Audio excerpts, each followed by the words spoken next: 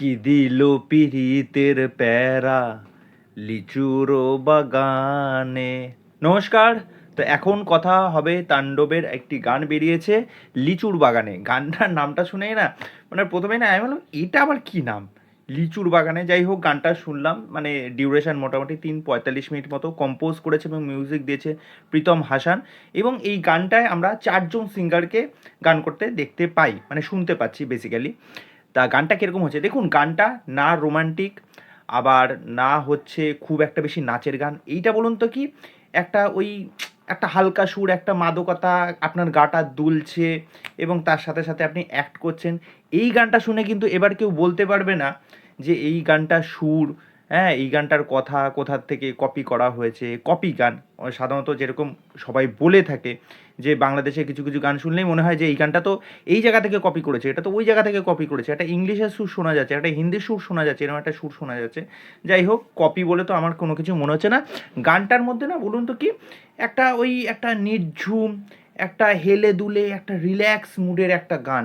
এবং এই গানটার সাথে সাথে আমরা সাবিলা নূরকে দেখতে পাচ্ছি। সাবিলা নূর বাংলাদেশের নাটকে বহু জায়গায় অভিনয় করেছে এবং সাবিলা নূরের সাথে অপূর্বর আমি বহু নাটক দেখেছি, আমার ভালো লাগে। তা যাই হোক, সাবিলা নূরকে মনে হয় এই প্রথমবার আমরা সিনেমায় দেখতে পেতে চলেছি তাণ্ডবে। জানি না তার রোল অ্যাকচুয়ালি কী থাকতে চলেছে। না, তিনি এখানে শুধুমাত্র আইটেম ডান্স করার জন্য এসেছেন। তাকে কিন্তু বেশ মিষ্টি লাগছে, তার প্রেজেন্সটাও কিন্তু খুব সুন্দর। পাশাপাশি শাকিব খানের সাথে যেই নায়িকাই থাকুক না কেন তাকে তো ভালোই লাগে, কেননা শাকিব খান নিজেও যেরকম দেখতে সুন্দর। শাকিব খান দেখবেন এই যে একটা করছে, গানের এক একটা কথা আছে, গানের এক একটা বিট আছে, মিউজিক আছে, সেরকম তালে তালে ছন্দে ছন্দে কিন্তু সেইভাবে অ্যাক্ট করতে হচ্ছে। এটা কিন্তু ওই হাত পা ছোড়া বা নাড়ানোর বিষয়টা না, তাই না? কেননা এইখানে কিন্তু সেরকমভাবে কিন্তু ডান্স পারফর্ম করলে আপনার হবে না।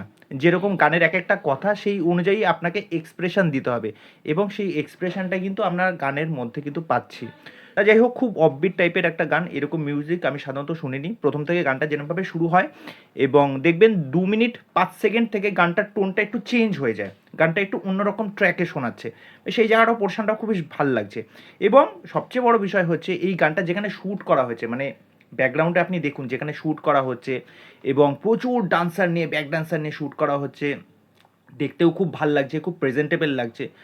তা চলো, ভালোই হয়েছে, ঠিক আছে।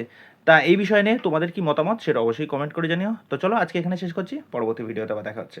বাই।